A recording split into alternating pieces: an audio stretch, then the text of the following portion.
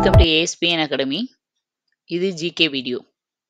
ஜிகேல மராத்தியர் டாபிக்ல வந்து already part 1 video நம்ம பார்த்தாச்சு. இது பார்ட் 2 வீடியோ. எப்பயுமே நம்ம கிங்டம் மட்டும் எப்படி பார்த்துட்டு இருக்கோம் அப்படின்னா, முகலாயர்களுக்கு 4, 5 பார்ட் வந்து போட்டோம். ஏன் அப்படின்னா, பாபருக்கு தனியா, ஹுமாயூனுக்கு தனியா, அக்பருக்கு தனியா, ஷாஜஹான், ஜஹாங்கீர், அவுரங்கசீப்னு எல்லாருக்கும் தனித்தனி வீடியோவா போட்டேன். ஏன்னா ஒவ்வொருத்தரை பத்தியும் தெரிஞ்சுக்க வேண்டிய விஷயம் அவ்வளவு இருக்கு. ரொம்ப தெளிவா தெரிஞ்சுக்கணும். அதுக்கு அடுத்ததுல இருந்து டெல்லி சுல்தான்கள், மத்த எல்லாமே சிந்து சமவெளி நாகரிகம் எல்லாமே எப்படி போட்டுட்டு இருக்கோம்னா, ஃபர்ஸ்ட் பார்ட்ல வந்து அந்த கிங்டம் பத்தின ஸ்டோரி பேஸ்டு பாயிண்ட்ஸ் வந்து இருக்கும். ஸ்டோரி பேஸ்ட்னா எப்படின்னா, மராத்தியர்னா யாரு? அவங்க பசங்க யாரு? என்ன பண்ணாங்க? அவங்களுக்கு அப்புறம் யார் யார் வந்தாங்க? அவங்களோட எதிரிகள் யாரு? எப்படி அவங்க அழிஞ்சாங்க? இந்த மாதிரி அந்த சாம்ராஜ்யம் எப்படி வந்து டவுன் ஆச்சு, வீழ்ச்சி அடைஞ்சுச்சு அப்படிங்கிற இந்த கதைகள சுத்தி இருக்கிற பாயிண்ட்ஸ் எல்லாம் ஃபர்ஸ்ட் பார்ட்ல இருக்கும். 2வது பார்ட்ல என்ன இருக்கும்னா, திரும்ப அதோட அந்த அவங்களோட நிர்வாகத்துல என்னென்ன நடந்துச்சு அப்படிங்கிற எக்ஸ்ட்ரா பாயிண்ட் அந்த மராத்தியர்கள பத்தி நம்ம கூடுதலா தெரிஞ்சுக்க வேண்டிய பாயிண்ட்ஸ் எல்லாமே 2வது பார்ட்ல இருக்கும். அது மாதிரி இந்த மராத்தியர் சம்மந்தப்பட்ட ஸ்டோரி பேஸ்டு ஃபுல்லாவே ஃபர்ஸ்ட் பார்ட்ல ஆல்ரெடி நான் குடுத்துட்டேன். அந்த வீடியோ பார்க்காதவங்க அத பார்த்துட்டு இந்த பார்ட் 2க்கு வாங்க. அப்பதான் உங்களுக்கு வந்து டீட்டெயிலா புரியும். ஓகே. இப்ப இதுல பாருங்க. மராத்தியர்கள் எக்ஸ்ட்ரா பாயிண்ட்ஸ். மராத்திய நாட்டில் மத எழுச்சி என்பது பிராமண சமயம் சார்ந்ததாக இல்லை.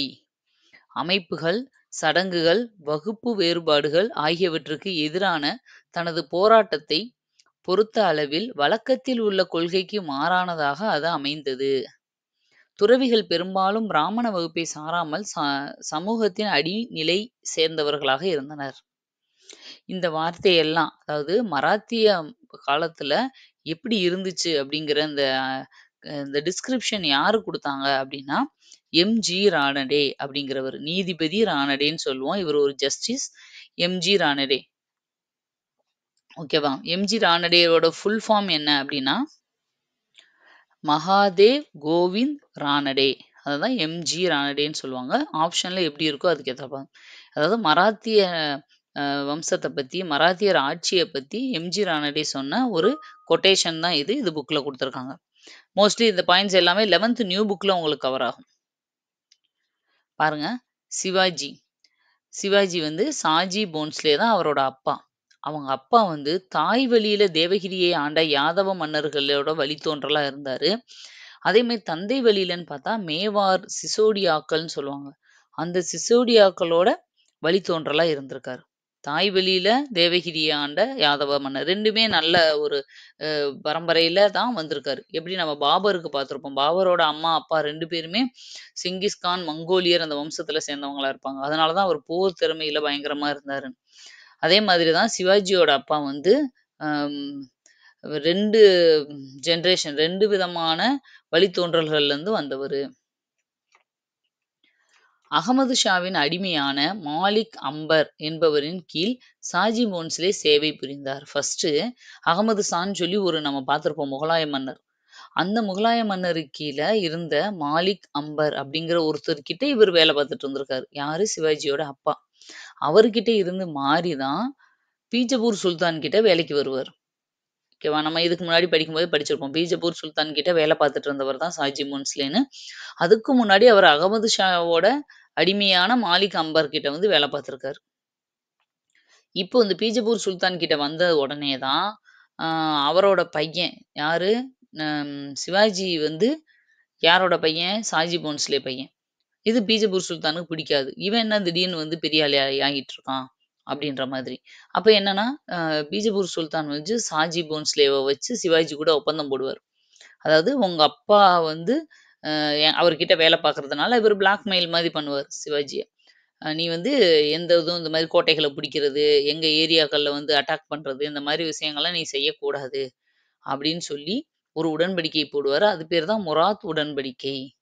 யார் யாருக்கு இடையில இந்த முராத் உடன்படிக்கை நடந்துச்சுன்னு கேட்பாங்க. பீஜப்பூர் சுல்தானுக்கும் சிவாஜிக்கும் இடையில நடந்தது தான் முராத் உடன்படிக்கை. அதாவது எதுக்காக அப்படின்னா, அம் ஆ வந்து ஒரு பீஜப்பூர் சுல்தானோட பகுதிகள வந்து கைப்பற்ற முயற்சி பண்ணக்கூடாது சிவாஜி அந்த மாதிரி. சிவாஜியும் அதே மாதிரி அ அ சாஜி போன்ஸ்லே உயிரோட இருக்க வரைக்கும், அவங்க அப்பா உயிரோட இருக்க வரைக்கும் கொஞ்சம் அந்த மாதிரி கண்ட்ரோலா தான் இருப்பாரு. ஆனா எப்ப அவங்க அப்பா இறக்குறாரோ, அதுக்கப்புறம் தான் நான் யாருக்கும் பயப்பட தேவையில்ல அப்படின்னு சொல்லிட்டு தான் கோட்டைகள வந்து பிடிக்கிறத வந்து அதிகப்படுத்துவார். அப்புறம் சிவாஜியோட பீரியட்ல வந்து ராணுவம் மற்றும் நிர்வாக சேவைகளுக்காக அங்கீகரிக்கப்பட்ட வழங்கப்பட்ட நிலம், அதாவது ராணுவத்த மெயின்டெயின் பண்றதுக்கோ, அங்கீகாரமா வந்து நிர்வாகம் பண்றதுக்காக வந்து அங்கீகாரமா ஒரு சில நிலங்கள வந்து குடுப்பாங்க. அந்த நிலத்துல வர வருமானத்த எடுத்து அவங்க வந்து நிர்வாகத்துக்கு பயன்படுத்திக்கிருவாங்க. அந்த மாரி குடுக்கப்பட்ட நிலங்களுக்கு என்ன பேரு அப்டின்னா, ஜாகீர். இத மெயின்டெயின் பண்ணி, இதுல வரி வசூல் பண்ணி கரெக்ட்டா ஒப்படைச்சவங்கள தான் ஜாகீர்தாரி இப்படியெல்லாம் சொல்லுவாங்க அந்த காலத்துல. அடுத்தது சிவாஜியோட முக்கியமான குரு யாரு அப்டின்னா, ராம்தாஸ். இது அடிக்கடி கேட்ட கொஸ்டின்பா. நெறைய வாட்டி இந்த கொஸ்டின் கேட்டுருக்காங்க. சிவாஜியின் குரு யாரு அப்டின்னா, துக்காராம், ஏக்நாத், ராம்தாஸ்ன்னு 3 பேருமே இருப்பாங்க. ஆனா, அதிலயும் அவர் வந்து அ குருவா ஏத்துக்கிட்ட ஒருத்தர் 3 பேரையுமே ஃபாலோ பண்ணியிருப்பாரு. குருவா ஏத்துக்கிட்டது வந்து ராம்தாஸ் தான். இது தெளிவா தெரிஞ்சுக்கோங்க. அடுத்தது சதாரா ஜாவ்லியில் பிரதாப்கர் என்ற புதிய கோட்டையை கட்டினார். சதாரால இருக்கிற ஜாவ்லி அப்படிங்கிற இடத்துல வந்து பிரதாப்கர் அப்படிங்கிற புதிய கோட்டைய யாரு கட்டினாரு? சிவாஜி கட்டினாரு. அப்புறம் 1658ல அவுரங்கசீப் வந்து மன்னர் ஆகுறாரு. அவுரங்கசீப்க்கு அடுத்து தான் முதலாம் பகதூர் ஷா ஆவார். நம்ம இத ஆல்ரெடி பார்த்தோம். அவருக்கு அப்புறம் வந்தவர் தான் முதலாம் பகதூர் ஷா. அவரோட இன்னொரு பேரு தான் மூவாசம் அப்படிங்கிறது. இதெல்லாம் முகலாயர்லயே நம்ம பார்த்தோம். இவர் வந்து தான் என்ன பண்ணுவாரு? சாகுவ வந்து ரிலீஸ் பண்ணுவாரு. சாம்பாஜி வந்து ஆல்ரெடி அ அ ரா பர இதுல பட்டத்துல இருக்கும்போது என்னவா இருந்திருப்பார்ன்னா, மன்சப்தார் 5000 அப்படிங்கிற தகுதி நிலையில இருந்திருப்பார். யாருகிட்டன்னா, அந்த இவங்க கிட்ட உடன்படிக்கை போட்டு அவுரங்கசீப் வந்து அவருக்கு வந்து மன்சப்தாரி முறை மாரி குடுத்துருப்பாங்க. அதுக்கப்புறம் தான் என்ன பண்ணுவாரு, அரெஸ்ட் பண்ணி கொன்னுருவாரு. அடுத்தது சூரத்திலிருந்து சவுத் எனப்படும் 4ல் 1 பங்கு வருமானத்தை வருடாந்திர கப்பமாக மராத்தியர் பெற்றனர். நம்ம ஏற்கனவே பார்த்தோம். மராத்தியர் வந்து சவுத் சர்தேஸ் முகி அப்படிங்கிற 2 வரிய வந்து வசூல் பண்ணிட்டு இருந்தாங்க. சவுத் அப்படின்னா 4ல 1 பங்கு, சர்தேஸ் முகின்னா 10ல 1 பங்கு. எதுக்காக வசூலிக்கப்படுற வருமானம்ன்றத நான் ஏற்கனவே சொல்லியிருக்கேன். ஃபர்ஸ்ட் வீடியோல இருக்கு பார்த்துக்கோங்க. அவுரங்கசீப் தன் மகன் இளவரசர் அக்பருக்கு பாதுகாப்பு கொடுத்ததற்காகவே சாம்பாஜியை சிறைபிடித்து உடல் சிதைக்கப்பட்டு ஆற்றில் வீசப்பட்டது. அவுரங்கசீப்போட பையன் தான் இளவரசர் அக்பர். இவர் வந்து என்ன பண்ணுவார்ன்னா, அவுரங்கசீப்புக்கு எதிராவே கிளர்ச்சி பண்ணிக்கிட்டே இருப்பார். அதுக்கு சாம்பாஜி சப்போர்ட் பண்ணியிருப்பார். அவரோட ஃப்ரெண்ட் அவரு. அதனால. அப்ப என்ன ஆயிரும்னா, அதுக்கு சப்போர்ட் பண்ணதுக்காகவே இவர் என்ன பண்ணிருவாரு, இவர அரெஸ்ட் பண்ணி, அம் உடல சிதைச்சு, அதாவது துண்டு துண்டா வெட்டி ஆத்துல வீசிருவாரு. அடுத்தது ஷாகுவ வந்து முதலாம் பகதூர் ஷா வெளிய வந்தோனே சாகுவுக்கு சாகுன்னு பேர் வச்சதே அவுரங்கசீப் தான் பார்த்தோம். அதாவது நேர்மையானவன் அப்படிங்கிறது அர்த்தம். அவர வந்து முதலாம் பகதூர் ஷா வந்ததுக்கப்புறம் சாகுவ ரிலீஸ் பண்ணிருவாரு. அவர் வெளிய வந்து அவரு சித்தி பசங்க கூட சண்ட போட்டு ஆட்சிய பிடிச்சிருவாரு. ஆனாலும் என்ன பண்ணுவாருன்னா, சதாரா அப்படிங்கிற இடத்துக்கு நான் ஓய்வுக்கு போறேன் அப்படின்னு சொல்லிட்டு, அவருகிட்ட பீஷ்வாவா இருந்த பாலாஜி விஸ்வநாத் கிட்ட வந்து 1713ல ஒப்படைச்சுட்டு இவரு ஊர விட்டு போயிருவாரு. இவங்க சித்தியும் அவங்களோட சித்தப்பா பையனும்னு சொன்னோம் இல்லையா? அவங்க 2 பேரும் எந்த இடத்த வந்து தலைநகரமா வச்சு ஆட்சி பண்ணாங்க அப்படின்னா, தாராபாய். அவங்க தான் தாராபாய் மற்றும் 2ஆம் சாம்பாஜி. இது வந்து சிவாஜியோட இன்னொரு பையனோட ஒய்ஃபும் பையனும். இவங்க வந்து கோல்காபூரை தலைநகரமாக கொண்டு ஆட்சி புரிஞ்சுட்டு இருந்தாங்க. இந்த மராத்தியர்கள்லயே 2ஆம் ஷாஜி தான் மராத்தியர்களின் கடைசி அரசர் ஆவார். இது கேட்பாங்க. ஒவ்வொரு கிங்டம்லயும் முதல் அரசர் யாரு? கடைசி அரசர் யாருன்றது தெரியணும். இப்போ பாருங்கவேன் இத ஈஸியா ஞாபகம் வச்சுக்கிறதுக்கு, அம் சாஜி அப்படின்னு இருக்குல்ல, அது சாஜி போன்ஸ்லே தான் ஃபர்ஸ்ட் ஆரம்பிக்கிறாரு. யாரு? இவர் தான் வந்து சிவாஜியோட அப்பா. சாஜி போன்ஸ்லே ஆரம்பிக்கிறாரு. முடியிறதும் 2ஆம் சாஜி. 2ஆம் சாஜி தான் முடியுது. அப்ப சாஜில ஆரம்பிச்சு சாஜில முடியுது. சாஜி போன்ஸ்லே ஃபர்ஸ்ட், 2ஆம் சாஜி கடைசியில. இந்த மாதிரி ஞாபகம் வச்சுக்கோங்க. அடுத்து பீஷ்வாவுக்கும் அதே மாதிரி வரும். நான் சொல்றேன். அடுத்து நிர்வாக அமைப்பு. இவங்க காலத்துல நிர்வாக அமைப்பு எப்படி இருந்துச்சு அப்படின்னா, சிவாஜி ஆட்சியில் வரி 30% நிர்ணயிக்கப்பட்டு பின் 40% உயர்த்தப்பட்டது. ஆரம்பத்துல 30ன்னு தான் ஃபிக்ஸ் பண்ணி வாங்கிட்டு இருந்திருக்காங்க. கொஞ்ச நாள் கழிச்சு அத 40 ஆக்கிட்டாங்க. விவசாயிகள் கால்நடை வாங்க விதைப்புக்காக இன்ன பிற தேவைகளுக்காக கடன்கள் வழங்கப்பட்டன. லோன் குடுத்துருக்காங்க அந்த காலத்திலேயும். மரபு வழியாக தனது நாட்டின் சர்தேஷ்முகாக சிவாஜி விளங்கினார். சர்தேஷ்முக் அப்படின்னா, நாட்டோட ஒரு முக்கியமான அவங்களா வந்து அவர் இருந்திருக்காரு. நாட்டோட சர்தேஷ்முக்னா நாட்டோட ஹெட் அவர்தான். ஓகேவா? அந்த மாதிரி இருந்திருக்காரு. படை வீரர்களுக்கு வீடு மற்றும் முறைப்படி ஊதியமும் வழங்கப்பட்டது. வேலை செய்றவங்களுக்கு படை வீரர்கள் டிஃபென்ஸ்ல இருக்கவங்களுக்கு வீடு குடுத்துருக்காங்க, ஊதியம் குடுத்துருக்காங்க. காலாட்படை பிரிவுகள ரெஜிமென்ட்டுகள், பிரிகேடுகள் அப்படின்னு பிரிச்சிருக்காங்க. ஓகேவா? அடுத்தது 9 வீரர்களை கொண்ட சிறிய படைப்பிரிவுக்கு நாயக், அதாவது கார்பரல் அப்படிங்கிற தலைமை வகித்தார். 9 வீரர்களுக்கு வந்து ஒரு இருக்கிறதுலே சின்ன படைப்பிரிவுனா அதான். 9 வீரர்களுக்கு ஒரு ஹெட் இருப்பாங்க. அந்த ஹெட்டுக்கு பேரு தான் நாயக். இன்னமும் ஆந்திராவுலலாம் அந்த நாயக், நாயக்ன்ற வார்த்தை சொல்றாங்க இல்லையா? அவங்க தான் வந்து அதுக்கு ஹெட்டா இருப்பாங்க. இது மட்டும் இல்லாம வேற என்னென்ன அமைப்பு இருந்துச்சுன்னா, 25 குதிரைப்படை வீரர்களுக்கு ஒரு தலைவர் இருப்பாரு. அவர் தான் ஹவில்தார். இதே மாதிரி 5 ஹவில்தாருக்கு ஒரு ஹெட் இருப்பாங்க. அவங்க ஜமால்தார். இந்த ஜமால்தார்ல 10 ஜமால்தாருக்கு ஒரு ஹெட் இருப்பாங்க. அவங்க தான் ஹஜாரி.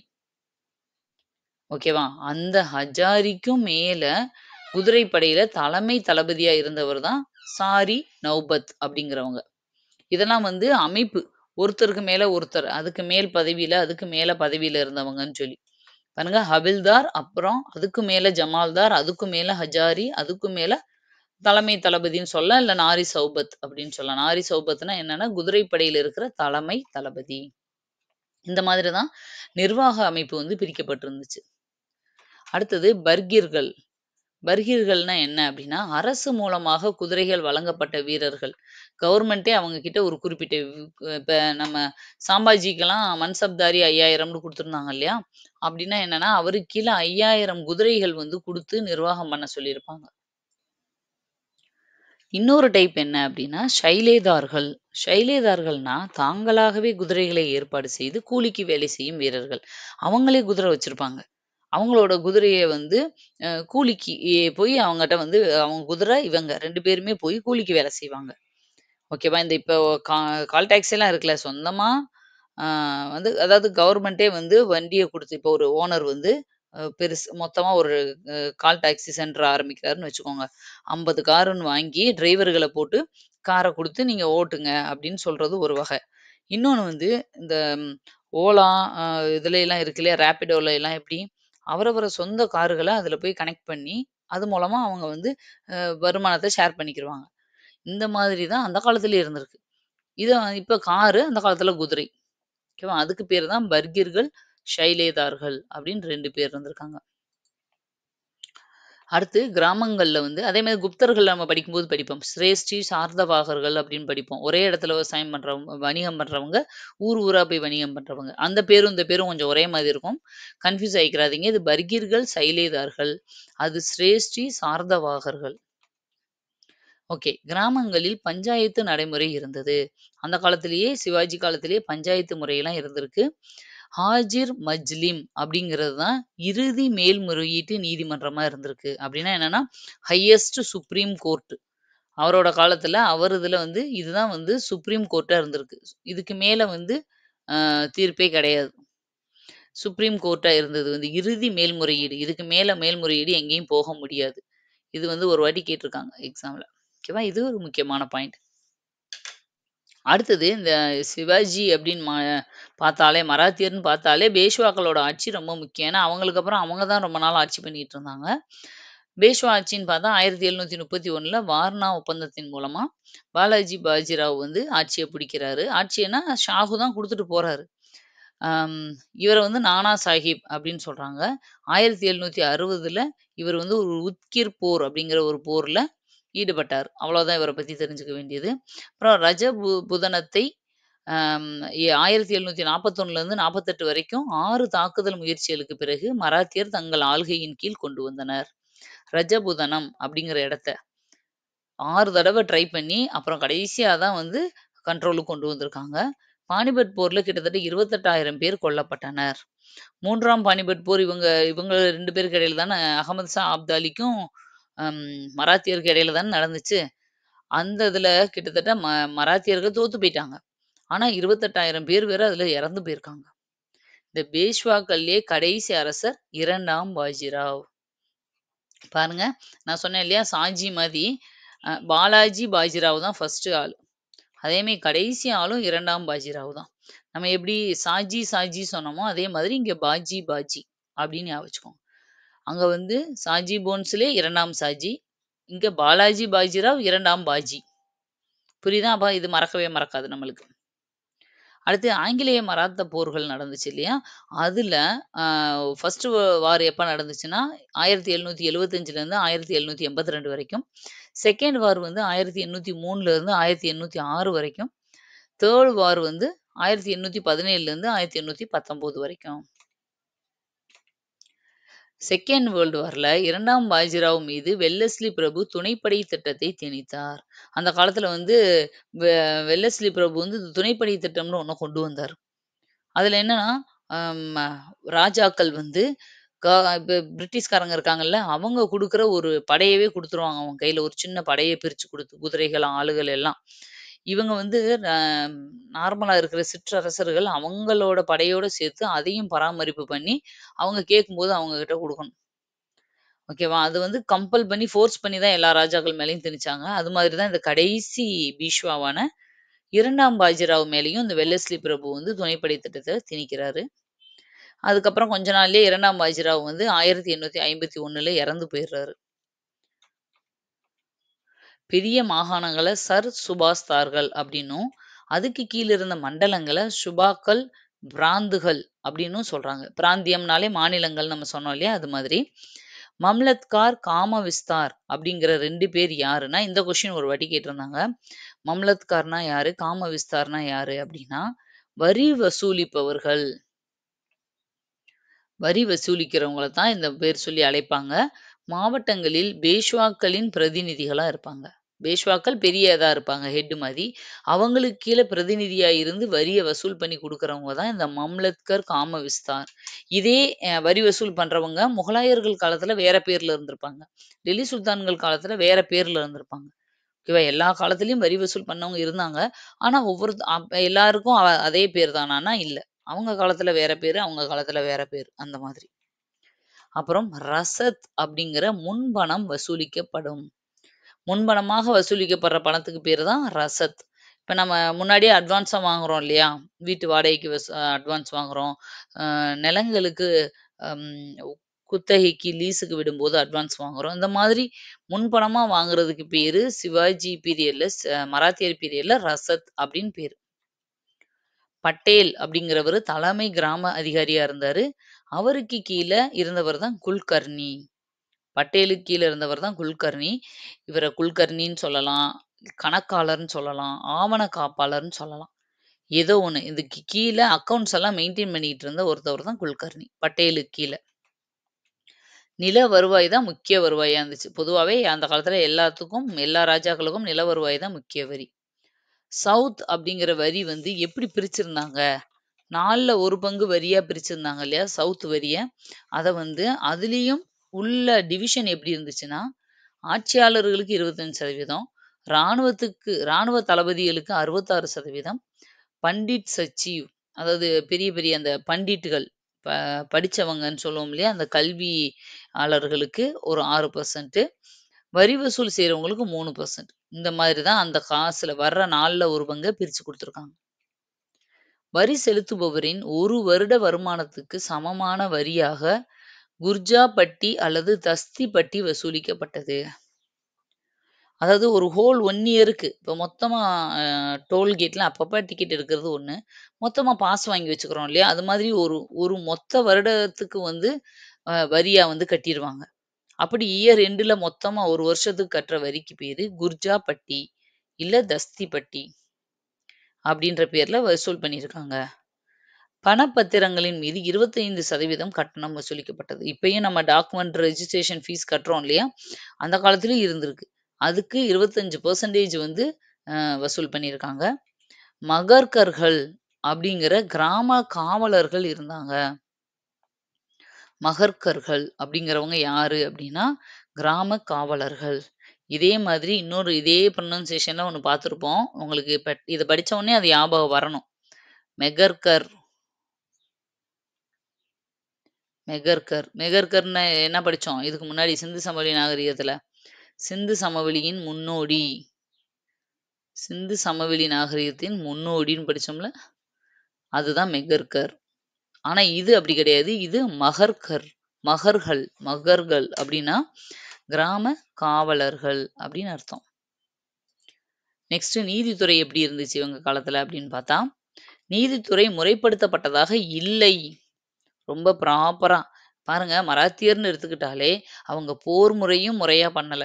கொரில்லா போர் முறை தான். திடீர்னு அட்டாக் பண்றது அந்த மாதிரி எந்த ரூல்ஸையும் ஃபாலோ பண்ணல. நீதித்துறையுமே பெருசா அப்படியே முறைப்படுத்தப்பட்டு இதுக்கு கீழே இது இப்படிதான் இருக்கணும் அப்படின்னு பெருசா வந்து செட் ஆஃப் ரூல்ஸ் எதுவுமே கிடையாது. சமரச பேச்சுவார்த்தைக்கு முன்னுரிமை தரப்பட்டது. முடிஞ்ச வரைக்கும் ஒருத்தருக்கு ஒருத்தர் பேசி தீர்த்துக்கிட்டு கட்ட பஞ்சாயத்து மாதிரி பண்ணி அனுப்பி வச்சிடுறது. அப்படி இது அதிகமா நடந்திருக்கு. ராஜா சத்ரபதி ராஜான்றது சத்ரபதி இவங்கெல்லாம் ஹெட்டா இருந்திருக்காங்க. ஓகேவா? அவங்க தான் இருக்கிறதுலே தலைமை பொறுப்பு. அவங்களுக்கு கீழே பேஷ்வா, துணை சுபாதார், பட்டேல் இவங்கெல்லாம் அவங்களுக்கு ஹெல்ப்பா இருந்திருக்காங்க. எதுல? இந்த மாதிரி நீதி வழங்குறதுல. ராஜாக்களே தீர்ப்பு சொல்லுவாங்க. சரியா? அடுத்தது சாட்டையால் அடித்து துன்புறுத்தி குற்றங்கள் ஒப்புக்கொள்ள வைக்கப்பட்டது. சில நேரம் ரொம்ப கடுமையான தண்டனைகள். அடிச்சு குற்றங்கள வந்து அதுக்கப்புறம் பயந்து அவங்க ஒத்துக்கிட்டு இருக்காங்க. பொய் சாட்சியா ஒத்துக்க வைக்கிறது இல்ல. உண்மைய வர வைக்கிறதுக்காக அந்த அளவுக்கு கூட அவங்க கொடூரமா நடந்திருக்காங்க. அந்த காலத்துல வந்து தண்டனைகள் இவ்வளோ ஸ்ட்ரிக்ட்டா இருந்துச்சு அப்படிங்கிறது. இது வந்து மராத்தியர். அதாவது அந்த தெலுங்கு, கர்நாடகா அதெல்லாம் சேர்ந்து அந்த பகுதியில இருந்த இது. இப்போ தமிழ்நாட்டுல மராத்தியர் ஆட்சி இருந்துச்சா? தமிழ்நாட்டையும் ஆட்சி பண்ணாங்களா? அப்படின்னா, ஆமா பண்ணாங்க. அதுதான் யாராரு அப்படிங்கிறத நம்ம இதுக்கப்புறம் பார்க்க போறோம். ஃபர்ஸ்ட் பாருங்க கிருஷ்ணதேவராயர். இவர்தான் தமிழ்நாட்டுல இருந்த மராத்தியர்கள்ல முக்கியமானவர். கிருஷ்ணதேவராயர் 1509லேருந்து 1529 வரைக்கும் ஆட்சி பண்ணவர்.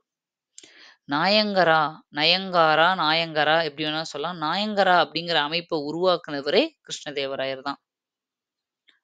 தமிழ்நாட்டுல இவர் எந்தெந்த ஏரியாவெல்லாம் ஆட்சி பண்ணிட்டு இருந்தாருன்னா, இந்த செஞ்சி, தஞ்சாவூர், மதுரை அப்படின்னு சொல்லி 3 பகுதியா பிரிச்சு அத ஃபுல்லா ஆட்சி பண்ணிட்டு இருந்தவர் தான் இவரு கிருஷ்ணதேவராயர்.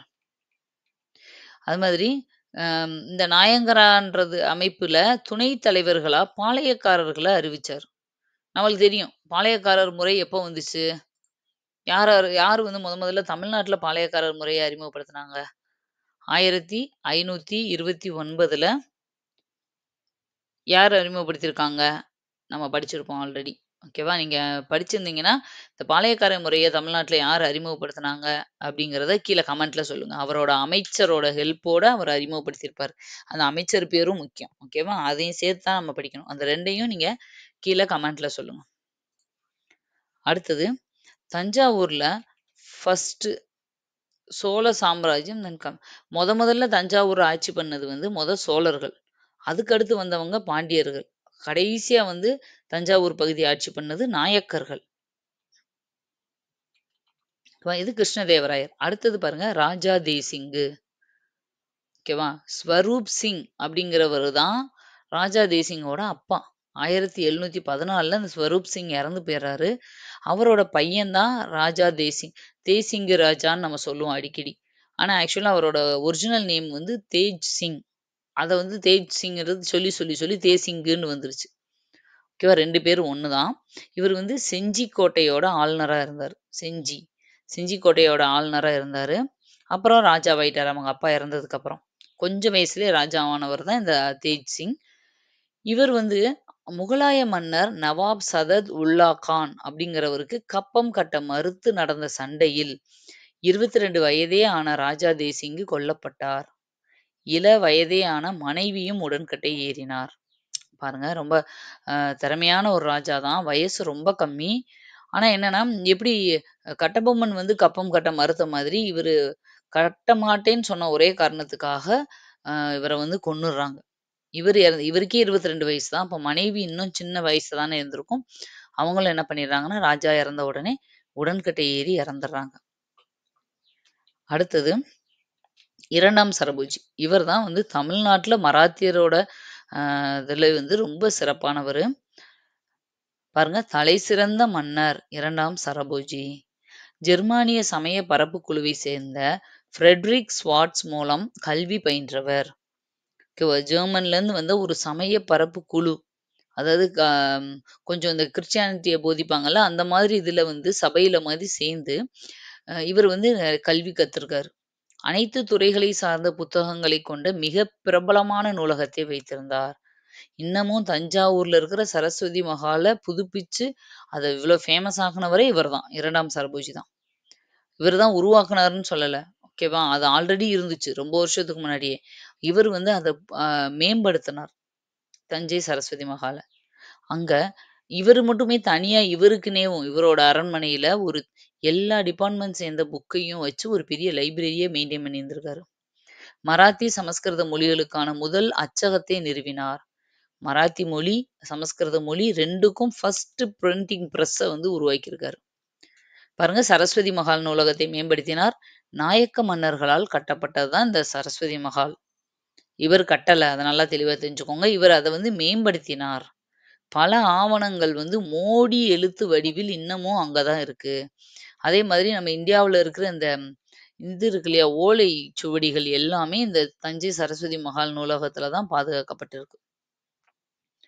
சரபோஜி சி.எஸ். ஜான் என்பவரை கல்வித்துறையின் முன்னோடியாக கருதினார். கல்வித்துறையின் முன்னோடியா சரபோஜி யார கருதினார்னா, சி.எஸ். ஜான் அப்படிங்கிறவங்க. அடுத்தது, இந்திய மாணவர்களுக்கு தமிழ் மற்றும் ஆங்கிலம் 2 மொழிகளிலும் கற்றுத்தர வேண்டும் என வலியுறுத்தினார். இ இந்தியாவுல அப்பல்லாம் தமிழ் மட்டும் தானே இருந்தது. அதுக்கப்புறம் தான் இவர் என்ன சொல்றாருன்னா, தமிழ், இங்கிலீஷ் 2மே கத்துக்கிறணும் இந்தியன்ஸ் அப்படிங்கிறத சொன்னவரு இவர் தான் ஃபர்ஸ்ட். அடுத்தது, சென்னை ஆளுநர் தாமஸ் மன்றோ 1820ல் தொடங்கப்பட்ட பொதுப் பள்ளிகளுக்கான ஒரு திட்டம் கொண்டு வந்தார். ஸ்கூல் கொண்டு வர்றதுக்கு இப்ப வந்து அந்த பப்ளிக் ஸ்கூலுக்கு எல்லாமே ஒரு ஸ்கீம் கொண்டு வராரு. யாருன்னா தாமஸ் மன்றோ. ஆதரவற்றோர் மற்றும் ஏழை மாணவர்களுக்காக தஞ்சாவூரில் இலவச தொடக்க மற்றும் உயர்நிலை பள்ளிகளை நிறுவியது சரபோஜியின் முக்கிய அம்சமாகும்.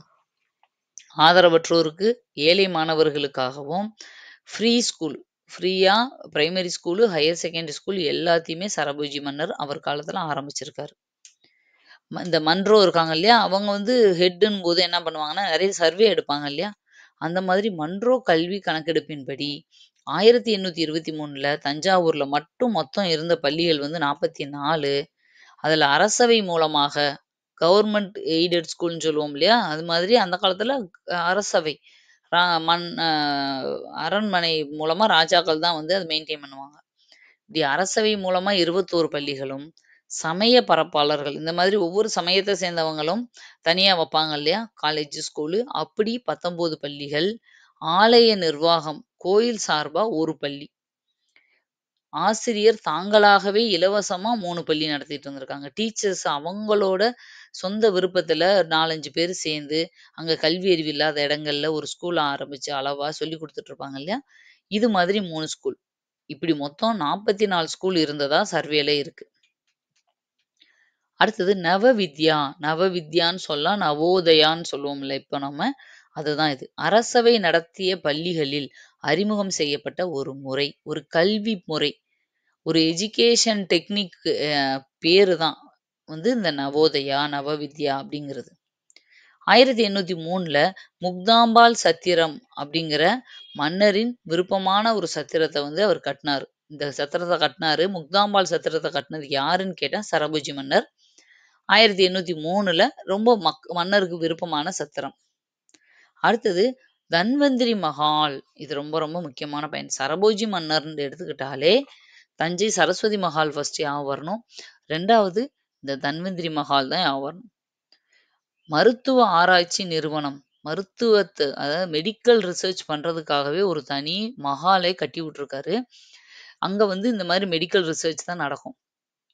இந்த தன்வந்திரி மஹால்ன்றது முழுக்க முழுக்க மருத்துவம் சார்ந்தது. அதே மாதிரி இன்னொரு முக்கியமானது பாருங்க. நோயாளிகளின் ஆவணங்கள் பராமரிக்கும் முறை அறிமுகப்படுத்தப்பட்டது. அதாவது patient history documents. History record பேஷண்ட்டோட ரெக்கார்டு எல்லாமே அந்த காலத்துலலாம் சும்மா கையில மருத்துவம் பண்ணிட்டு இருக்கும்போது யாராவது வர்றவங்க யார் யார் வந்தாங்கன்னு குறிச்சு, என்ன நோய் இருந்துச்சு, அதுக்கு என்ன மருந்து குடுத்து எப்படி காப்பாத்துனாங்கன்னு எழுதி வச்சாங்களா? அதெல்லாம் கிடையாது. வர்றவங்களுக்கு அப்படி அப்படியே வைத்தியம் பண்ணி அனுப்பிருவாங்க. அப்படிதான். அ ஆனா, அவங்களுக்குன்னு ஒரு ஹிஸ்ட்ரி இருக்கணும். ஒவ்வொருத்தருக்கும் ஒரு ஃபைல் போட்டு ஒரு டாக்குமெண்ட் மாரி அவங்கள பத்தின குறிப்பு இருக்கணும். இப்ப மாரி ஃபைல் போட்டு டாக்குமெண்ட் ரெடி பண்ண மாட்டாங்க. பட் ஒவ்வொரு நோயாளிய பத்தின குறிப்பும் இருக்கணும். அத மெயின்டெயின் பண்ணணும் அப்படிங்கிற மெத்தட கொண்டு வந்தவரே இவர்தான். அடுத்தது இவரே மருத்துவ குறிப்புகள் பற்றிய ஆராய்ச்சியை மேற்கொண்டு 18 தொகுதிகள் அடங்கிய ஆராய்ச்சி புத்தகத்தை உருவாக்கியிருக்கார். இவரே ரிசர்ச்ல இறங்கி கிட்டத்தட்ட 18 பார்ட்டா வந்து ஒரு ஆராய்ச்சி புக்கம், ரிசர்ச் புக் வந்து ரிலீஸ் பண்ணியிருக்காரு. இந்திய கலைகளான நடனம் மற்றும் இசையை பெருமளவு ஆதரித்தார். கிளாரினட், வயலின் ஆகிய மேற்கத்திய இசைக்கருவிகளை கர்நாடக இசையில் அறிமுகம் செய்தார். பாருங்க மியூசிக்ல இன்ட்ரெஸ்ட், டான்ஸ்ல இன்ட்ரெஸ்ட், மெடிக்கல்ல இன்ட்ரெஸ்ட், புக்ஸ் படிக்கிறதுல இன்ட்ரெஸ்ட், எல்லாத்துலயும் திறமையானவரா இருந்திருக்காரு. குமார சம்பவ சம்பு, தேவேந்திர குறவஞ்சி, முக்த ராட்சசா போன்ற புத்தகங்களை எழுதியுள்ளார். இது ரொம்ப ரொம்ப முக்கியமான பாயிண்ட்ப்பா. இதுல இருந்து இந்த முத்திர ராட்சசா அதுவும் அடிக்கடி கேட்பாங்க. இந்த இதெல்லாம் நல்லா பார்த்துக்கோங்க. மு குமார சம்பவ சம்பு, தேவேந்திர குறவஞ்சி, முத்திர ராட்சசா இதெல்லாம் யாரோட புத்தகங்கள் அப்படின்னா, 2ஆம் சரபோஜி மன்னரோட புத்தகங்கள். தஞ்சாவூர் அரண்மனை வளாகத்தில் தமிழ்நாட்டின் முதலாவது வன உயிரியல் பூங்காவை அமைத்தார். பாருங்க தஞ்சாவூர்ல அரண்மனை கேம்பஸ்குள்ளேயே வன உயிரியல் பூங்கா தனியா ஒரு பார்க்க வந்து ஊர்லயே கிரியேட் பண்ணியிருக்காரு. 1832 மரணம் அடைந்தார். 40 ஆண்டுகள் மொத்தம் ஆட்சி புரிந்தார். 40 வருஷம் அங்க தஞ்சாவூர்ல ஆட்சி பண்ணியிருக்காரு. இவரோட இறுதி யாத்திரையில மட்டும் கிட்டத்தட்ட 90,000 பேர் கலந்துக்கிட்டாங்களாம். அந்த காலத்துல 90,000 பேருன்றது எவ்வளவு அதிகம். ஏன்னா, இப்ப மாதிரி ஒரு கால் பண்ணனே, மெசேஜ் பண்ணனே ஃப்ளைட்ட புடிச்சு வந்து இறங்கலாம் முடியாது. அங்க ஒரு 3 ஊர் தள்ளி இருக்கவங்களே வந்து சேர ஈவினிங் ஆயிரும். அப்படி இருந்துமே அன்னைக்கு 90,000 பேர் கலந்துருக்காங்க. இதுக்கப்புறம் ஒரே ஒரு கொட்டேஷன் மட்டும் இருக்கு. அத நான் ஓரலா சொல்றேன். நீங்க நோட் பண்ணிக்கோங்க. ஒருத்தர் வந்து இவரு இறந்ததுக்கு அப்புறம் இவர பத்தி சொல்லியிருப்பாரு. முடிசூடிய பல தலைவர்களை நான் பார்த்து இருக்கிறேன். ஆனால் இவர் தவிர எவரிடமும் அது இளவரச தன்மையோடு அலங்கரித்ததில்லை. அப்படின்னு சொல்லி பிஷப் ஹீபர் அப்படிங்கிற ஒருத்தர் வந்து சொல்லியிருக்காரு. ஏன்னா இவரு அந்த பிஷப் இவங்கட்ட தானே கல்வியெல்லாம் கத்துக்கிட்டாரு. அவங்க கூட இவருக்கு வந்து நல்ல பழக்கம் இருக்கு. இத வந்து எத்தனையோ ராஜாக்கள பார்த்துருக்கேன். அவங்களுக்கு வந்து அந்த ராஜா அப்படிங்கிற அந்த ஒரு டிக்னிட்டி வந்து இவர்கிட்ட தான் இருந்துச்சு அப்படிங்கிறத சொல்றாரு. யாருன்னா பிஷப் ஹீபர் ஹீபர் அப்படிங்கிறவர். இதோட இந்த மராத்தியர் லெசன் ஃபுல்லாவே முடியுது. இதில் நீங்க முக்கியமா ஞாபகம் வச்சுக்கிற பாயிண்ட்ஸ் என்னென்ன அப்படின்னு பார்த்தோம்னா, ஒரு சில இயர்ஸ வந்து நீங்க ஞாபகம் வச்சுக்கணும். பாருங்க. என்னென்ன இயர் அப்படின்னா, சிவாஜியோட பிறப்பு. சிவாஜியோட பிறப்பு. பிறப்பு எப்ப அப்படின்னா, 1627. இம்பார்ட்டன்ட் இயர்ஸ் அப்படின்னு போட்டு வச்சுக்கோங்க. கடைசியில நீங்க நோட்ஸ் எழுதும்போது. அடுத்து சிவாஜி சூரத்த வந்து கொள்ளையடிச்சது. சூரத்த வந்து எப்ப கொள்ளையடிச்சாருன்னு அடிக்கடி கேட்பாங்க. 1664ல ஒரு வாட்டியும், 1670ல ஒரு வாட்டியும் 2 தடவ கொள்ளையடிச்சிருப்பாரு. அடுத்தது புரந்தர் உடன்படிக்கை. புரந்தர் உடன்படிக்கை போடப்பட்டது எப்ப? 1665ல. அடுத்தது சிவாஜி இறப்பு. சிவாஜி இறந்தது எப்ப? 1680. இதுக்கு இடையில சிவாஜி வந்து சத்ரபதி பட்டம் அத அடிக்கடி கேட்பாங்க. சத்ரபதி பட்டம் சூட்டிக்கிட்டது வந்து 1674. அடுத்தது 3ஆம் பானிபட் போர். 3ஆம் பானிபட். இது எப்ப நடந்துச்சு? 1761ல. அப்புறம் 2ஆம் சரபோஜி மன்னர் இறந்தது. 2ஆம் சரபோஜி. சரபோஜி மன்னர் இறந்தது வந்து 1832. இதெல்லாம் முக்கியமான வருஷங்கள். இது இல்லாம நம்ம இந்த 3 மராத்திய போர்கள் பார்த்தோம் இல்லையா? ஆ ஆங்கில, மராத்திய போர்கள் 3 போர்கள். அந்த இயர்ஸையும் நீங்க வச்சுக்கலாம். இவ்வளோதான். மராத்தியர் டாபிக் ஃபுல்லா கம்ப்ளீட் ஆயிருச்சு. இதுல எல்லா பாயிண்ட்ஸுமே உங்களுக்கு கவர் ஆயிருச்சு. பார்ட் 1, பார்ட் 2 2யும் நீங்க நோட்ஸ் மட்டும் இதுல வந்து நோட்ஸ் பார்க்கும்போது உங்களுக்கு என்ன ஒண்ணோட ஒண்ணு லிங்க் ஆகல, கதையா வரல அப்படின்னு தோணும். கதைய தான் நான் ஃபர்ஸ்ட் பார்ட்ல சொல்லிட்டேன். இங்க எக்ஸ்ட்ரா பாயிண்ட் மட்டும் தான் சொல்லியிருக்கேன். அதனால இப்படி தான் இருக்கும். நீங்க ஜஸ்ட் பாயிண்ட்ஸ நோட் பண்றீங்க, மனப்பாடம் பண்றீங்க. ஓகேவா? ஓகே. திரும்ப அடுத்து இன்னொரு கிங்டம்ல உங்கள நான் மீட் பண்றேன். Thank you. பாய்.